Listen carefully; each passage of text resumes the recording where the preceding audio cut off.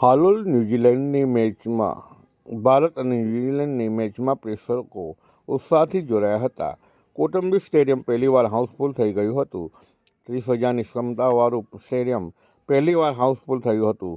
જોકે સ્ટેડિયમ સુધી પહોંચવા અને મેચ પૂર્ણ થયા બાદ બહાર નીકળવા માટે પ્રેક્ષકો ભારે ટ્રાફિકની અંદર ફસાઈ ગયા હતા.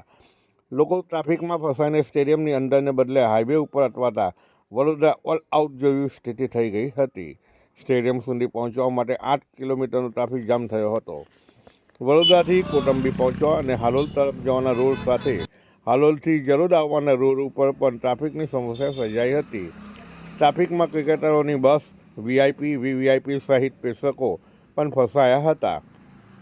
લોકો સ્ટેડિયમથી 1 થી 2 કિલોમીટર દૂર પોતાના વાહન પાર્ક કરીને સ્ટેડિયમ સુધી ચાલીને પહોંચ્યા હતા. મેચ રવિવારે બપોરે 1:30 વાગે શરૂ થઈ હતી.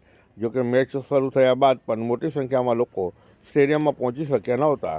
સ્ટેડિયમનું સાઉથ સ્ટેન્ડમાં અનેક સીટો ખાલી જણાતી હતી.